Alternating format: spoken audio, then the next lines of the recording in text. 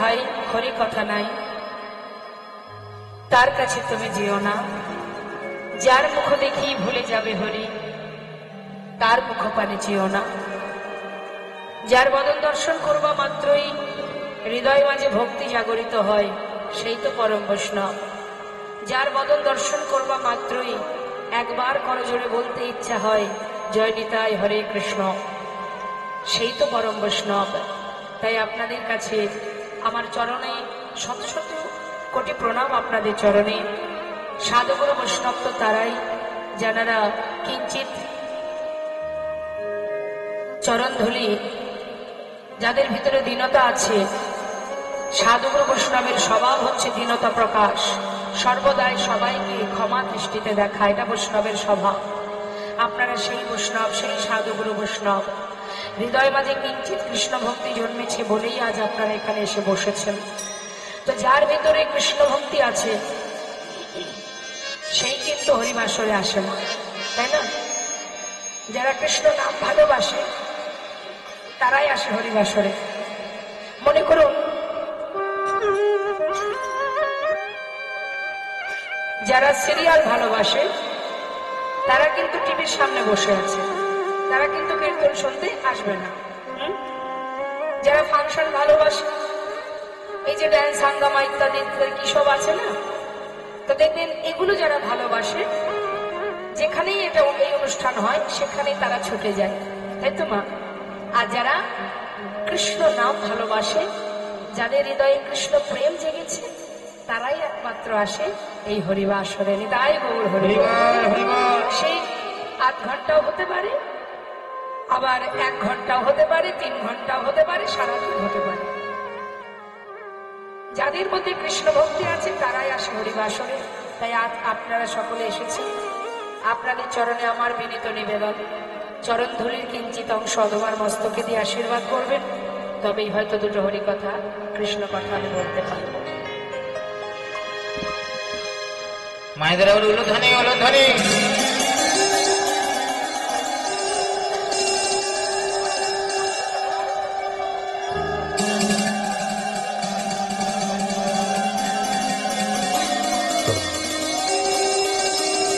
উলুধ্বনি উলুধ্বনি।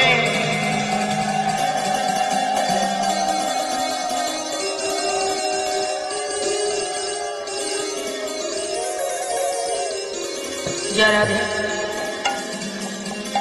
এক এক সময় এক এক রকম ওয়েদার চলছে, তো যার কারণে কণ্ঠটাকে ধরে রাখা বড় কষ্ট হয়ে যাচ্ছে। যতই চেষ্টা করি না কেন কোনোভাবেই ঠান্ডা লেগেই যাচ্ছে। তো যাই হোক, আপনাদের আশীর্বাদ থাকলে অসম্ভবটাকে সম্ভবে করা যাবে।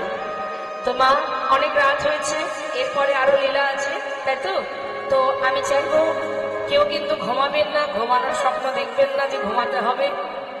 চেষ্টা করবেন কৃষ্ণ নামের মধ্যে ডুবে থাকতে, হরিনাম শ্রবণ করবেন। আর বারবার বলবো, কথা কেউ বলবেন না। চলুন যাই। আজ আমাদের আস্বাদনের বিষয়, যে লীলা আমরা শ্রবণ করব সেটি ভক্ত ভগবানের মধুর একটি লীলা। আস্বাদনের বিষয় লালা বাবু জগৎ শেঠ। জয় রাধে জয় রাধে।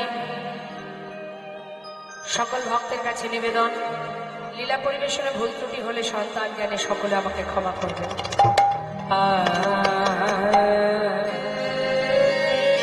কে গেছে নবদ্বীপে একটু দেখি, হাত তুলে দেখান। এক হাত তুললে কিন্তু হবে না।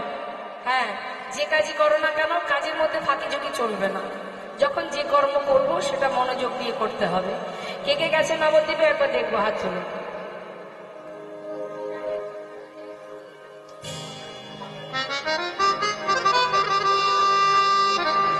জয় নিতাই জয় গৌর হরে কৃষ্ণ নিতাই গৌর হরি বল হরে।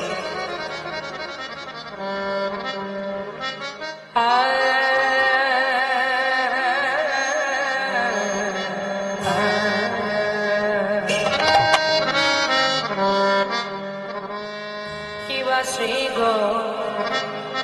গৌরঙ্গে শ্রী গৌরঙ্গে দুটি পা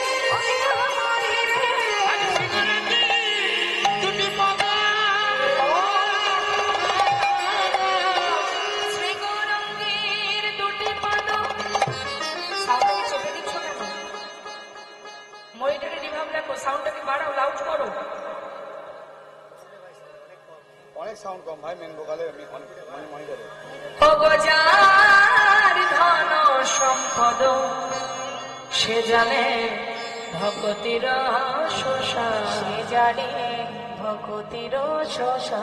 হরে কৃষ্ণ। শ্রী গৌরাঙ্গের দুটি পদ যার ধন সম্পদ সে জানে ভগতির শোষা।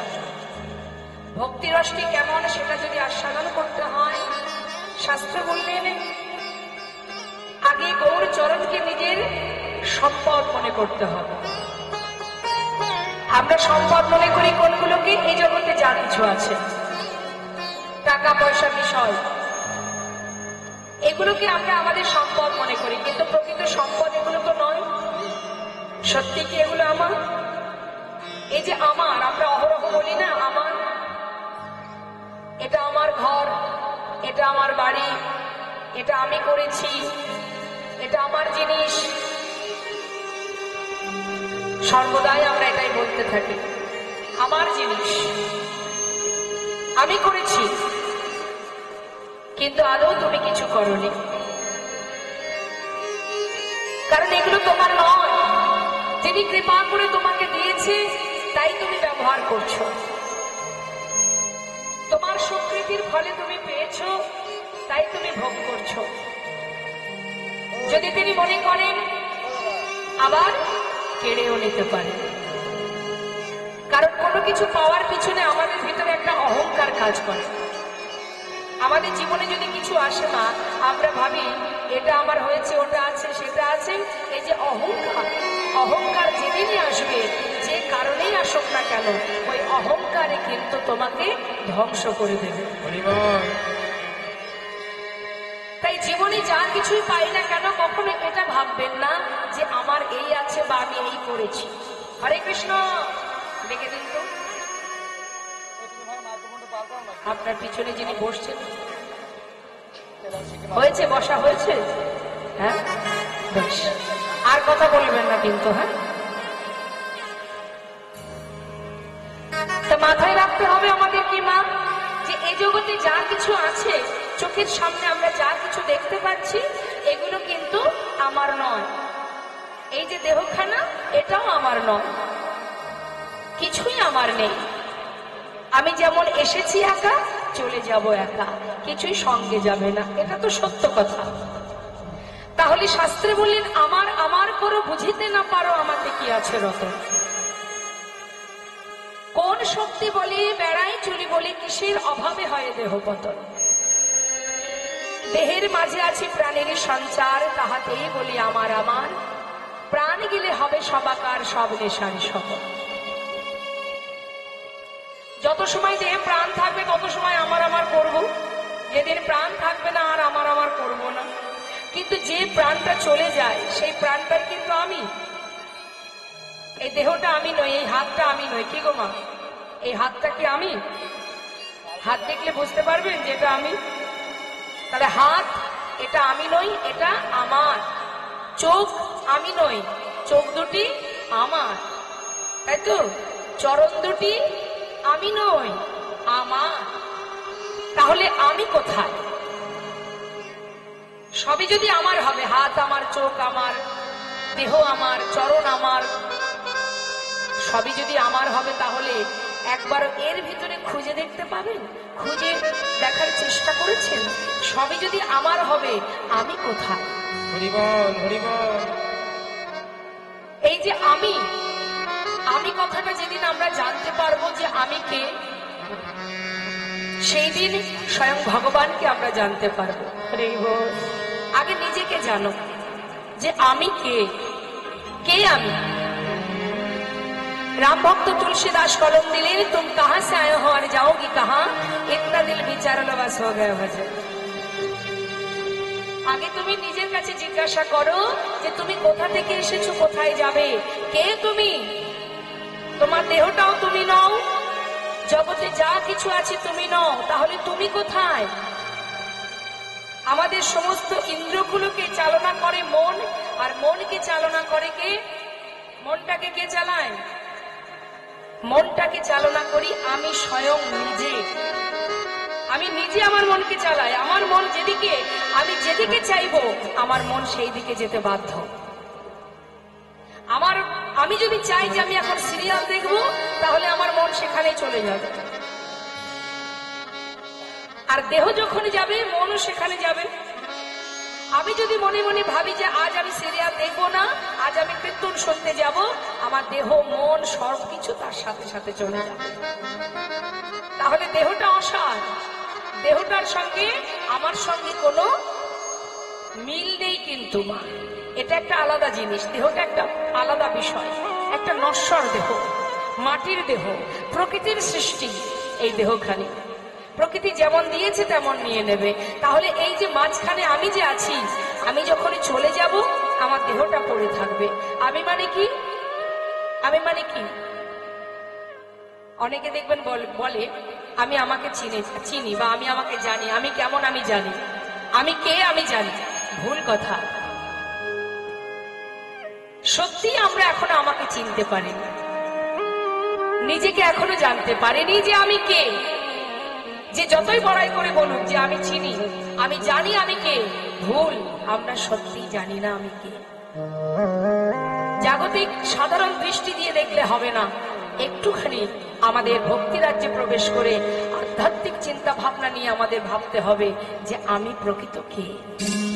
এই যে শ্বাস চলছে, দেখা যায়, কখন আসে কখন যায় বোঝা যায়, ওটাই হলো আমি। ওটা যতক্ষণ এখানে থাকবে ততক্ষণ আমি জীবিত। যেদিন আমি চলে যাব, আমার এই দেহটা অসার হয়ে যাবে। আর এই যে আমি, এই যে শ্বাস, সূক্ষ্ম আত্মা, এই সূক্ষ্ম আত্মার খোরাক কি? সূক্ষ্ম আত্মা কি সেবা করে, কি ভালোবাসে? হরিনামামৃত সুধা নিতাই। আর দেহের সেবা কি মা? এই জগতে যা কিছু আমরা সেবা করছি, এগুলো দেহের। আর আত্মার সেবা, আত্মার খোরাক হরিনামামৃত, যেটা আপনারা আজ আস্বাদন করছেন, আপনাদের পরমাত্মা সেবা করছে। তাই বৈষ্ণব মহাজন বললেন, যদি নিজেকে জানতে পারো, ভগবানকে জানতে পারবে। আর নিজেকে জানতে গেলে সবার আগে গৌর চরণকে সম্পদ মনে করো। গৌর হরির চরণ যুগলকে নিজের সম্পদ ভাবো। সেটাই তোমার ঠিকানা, সেটাই তোমার সম্পদ। তাই মহাজন পদাবলিতে বলছেন, শ্রী গৌরাঙ্গে দুটি পদ অগজার ধন সম্পদ। শ্রী গৌরাঙ্গে পদ যারে ধন সে জানে ভগবতীর আশা।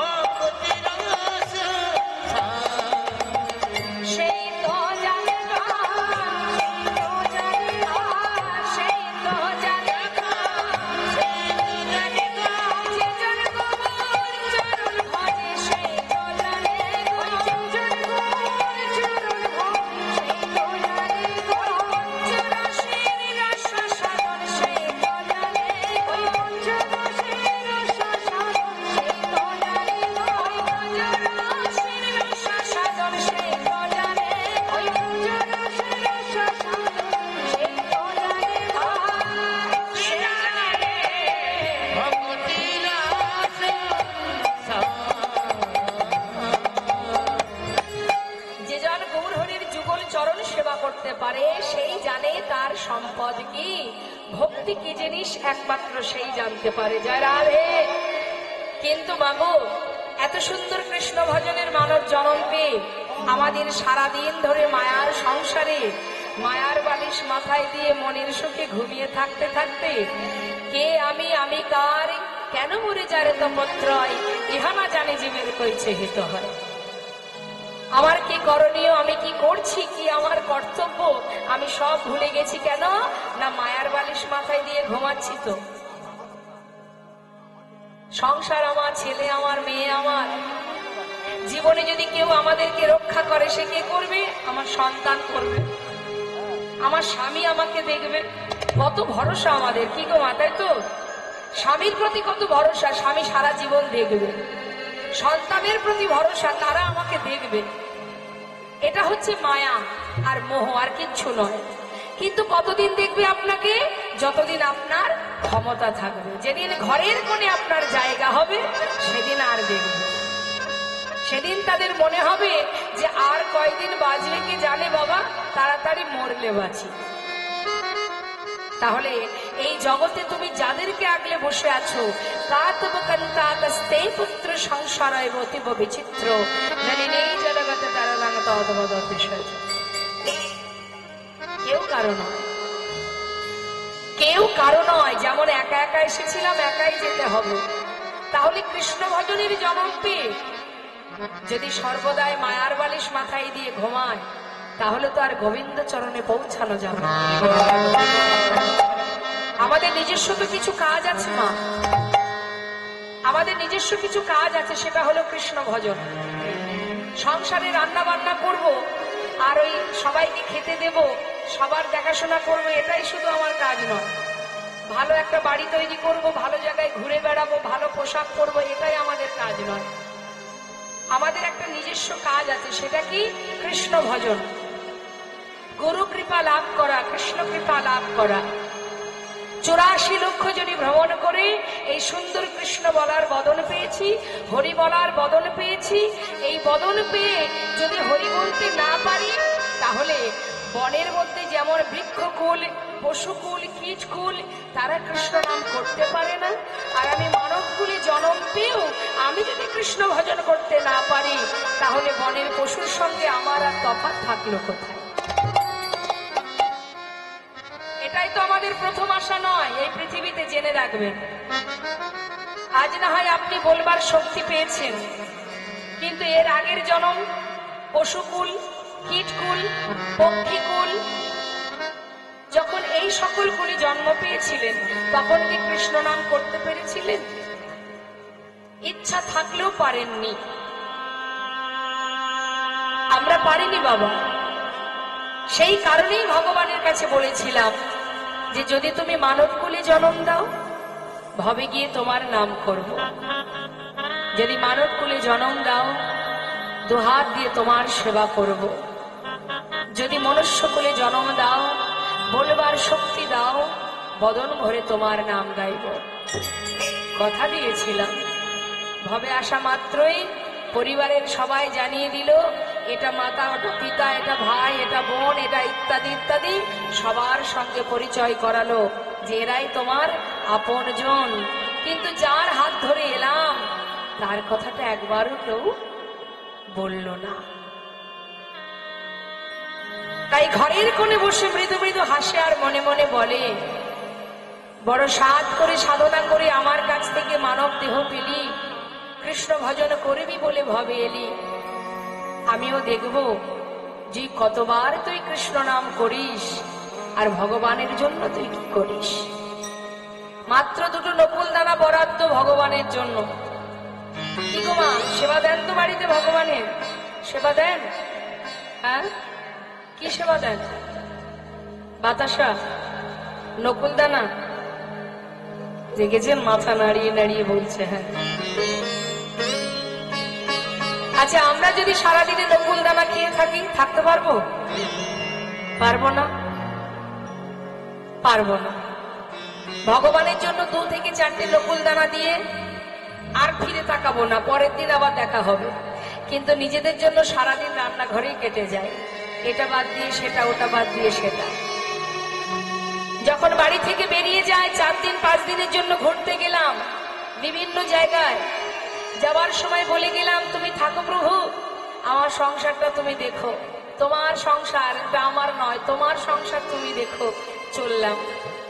5 দিন পরে ফিরলাম, বাড়ির সদস্য যারা আছে সবার জন্য কত কি কিনে নিয়ে এলাম, আর ঘরের কোণে যে জন বসে পাহারা দিল, তার জন্য কিচ্ছু এলো না। এটাই আমাদের ভালোবাসা ভগবানের প্রতি। শুধু দেবার বেলায়, নেবার বেলায় অনেক কিছু, কৃপা করো, এটা দাও, ওটা দাও, সেটা দাও। দেবার বেলায় দিতে জানি না। সর্বক্ষণ কৃপণতা। আজ মহাজন বললেন, এই জগতের যা কিছু আগলে বসে আছে সবই মিথ্যা।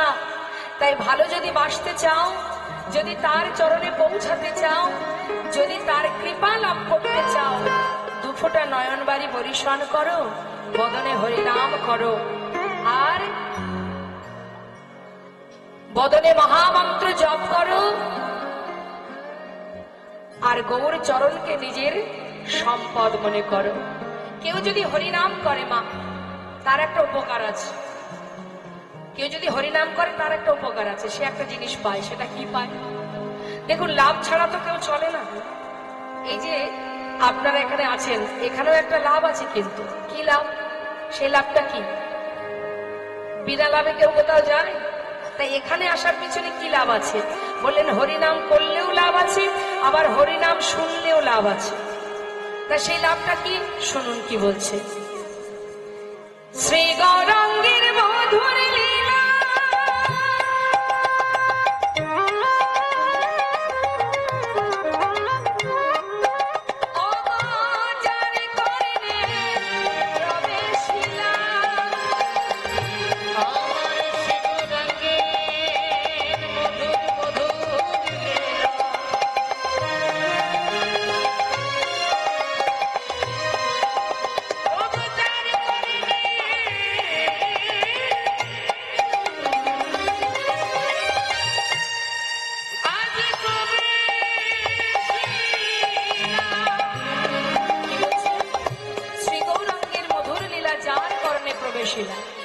অর্থাৎ গৌর নাম যদি কারোর কানে প্রবেশ করে, তার কি হবে?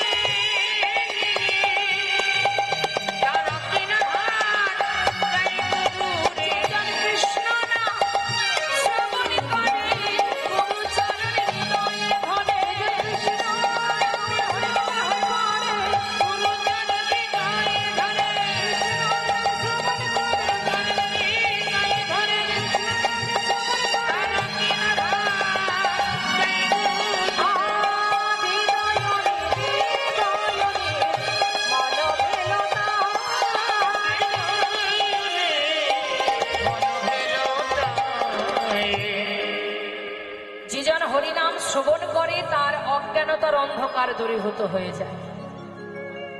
মানে কি বললেন কথাটা? হরে কৃষ্ণ। দেখেছেন, কীর্তন না শুনতে এসে ঘরে বসে গল্প করলেই তো ভালো হতো, শুধু শুধু পাপটা করাতে হতো না। হরিবাসরে বসে কথা বললে তো পাপ হবে, অপরাধ হবে। এটা আমার কথা নয়, শাস্ত্রে বললেন যে হরিনাম শ্রবণ করতে বসে যদি কেউ কথা বলে, পাপ জ্বালা যন্ত্রণা দূর হওয়া তো পড়ে থাকা আরো জড়িয়ে যায়। এতটাই চিত্ত চঞ্চল আমাদের, মন এত অস্থির আমাদের, কথা না বলে আমরা শান্তিতে থাকতে পারি না। কে কোন দিকে যাচ্ছে, কে আসছে, কে কি করছে, এই দিকে আমাদের নজর। শাস্ত্রে বললেন, দিবস রজনী আবলো তাবলো পাচালো করিতে পারো, তাহার ভিতরে একবারও কি কৃষ্ণ বলিতে নারো। আগে আমাদের লক্ষ্যটাকে ঠিক করতে হবে।